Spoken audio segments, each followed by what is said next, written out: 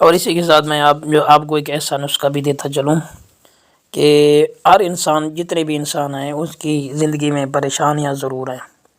تو انسان جتنے بھی ہیں وہ پریشانیوں سے آزاد نہیں ہیں، کیونکہ جب حضرت آدم علیہ السلام جو ہمارے نبی بھی ہیں اور ہمارے بابا بھی ہیں، تو جب وہ جنت سے نکال کر اس دنیا میں بھیجے گئے تھے امتحان دینے کے لیے، یعنی جب بابا آدم علیہ السلام اس دنیا میں امتحان دینے کے لیے آئے اور اس کی زندگی مشکلات میں گزرے، اور آپ تمام نبیوں کے قصے پڑھیں تو تمام نبیوں کے قصے میں کسی نبی نے ایسی زندگی نہیں گزاری جو امتحان سے خالی ہو۔ یعنی ہر نبی جتنے بھی آئے ہیں، سارے کے سارے نبی اپنے اپنے امتحان پورے کرنے کے بعد اس دنیا سے گئے ہیں۔ یعنی کوئی نبی ایسا نہیں تھا جس نے خدا کے نزدیک امتحان نہ دیا ہو۔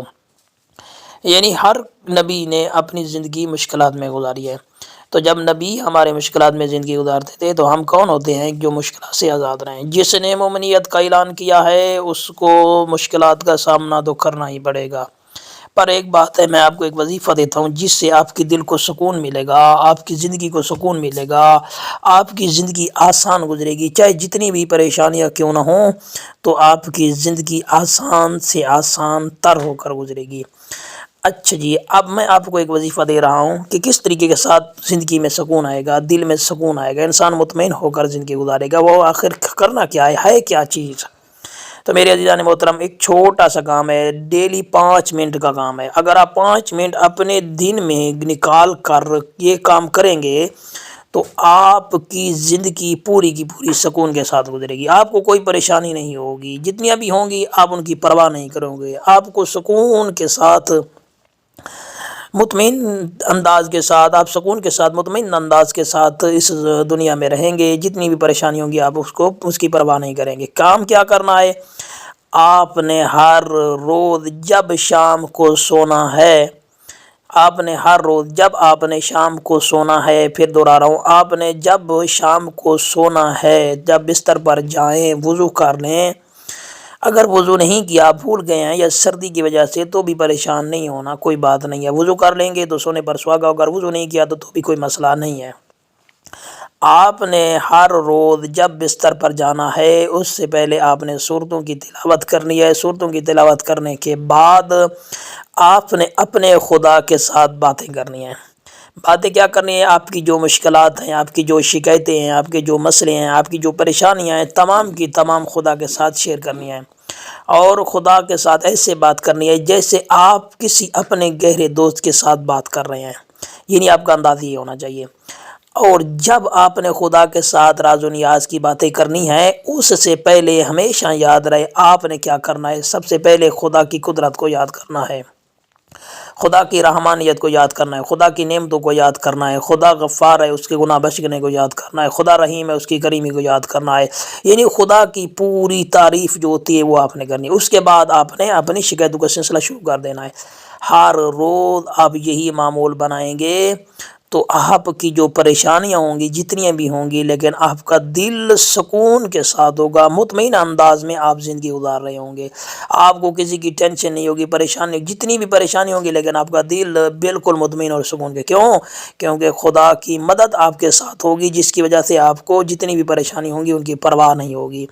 کیونکہ پریشانیاں تو ہونی ہی ہے نا، پریشانیوں کے بغیر تو زندگی نہیں گزار سکتے۔ جب پریشانی ہونی ہے، اگر یہ آپ کام کر لیں گے تو اس کے ساتھ ساتھ آپ کی جو سکون دہ زندگی ہے اس کا جو لمحے ہیں وہ آپ کے ہاتھ سے نہیں جائیں گے، یعنی آپ کی زندگی سکون کے ساتھ گزرے گی۔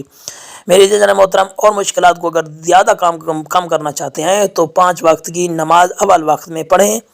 اگر آپ اسی طریقہ 40 روز تک کرتے رہے تو ایک تو آپ کی عادت بن جائے گی کہ آپ اول وقت میں نماز پڑھیں گے۔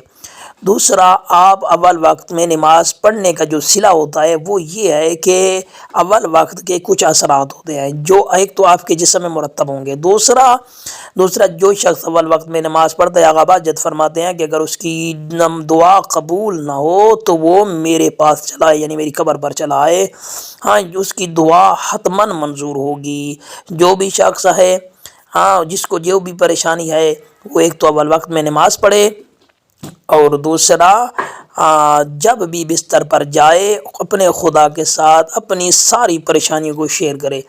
میری زندگی کا تجربہ ہے، اگر کوئی ایسا کرتا رہا تو اس کو بڑی لذت آئے گی اور بہت مزہ آئے گا، اور وہ انتظار میں رہے گا کہ کب رات ہوتی ہے۔ اور میں اپنے کریم رب کے ساتھ بات کرتا ہوں، میں اپنے کریم رب کے ساتھ حال احوال کرتا ہوں، یعنی وہ ان رات کے انتظار میں، پوری رات کے انتظار میں وہ کہے گا کہ رات نکلے بھی نہیں، میں باتیں ہی کرتا رہوں، اپنے رب کے ساتھ باتیں ہی کرتا ہوں، یعنی اتنا ایک سکون ملتا ہے اپنے خدا کے ساتھ باتیں کرنے کا۔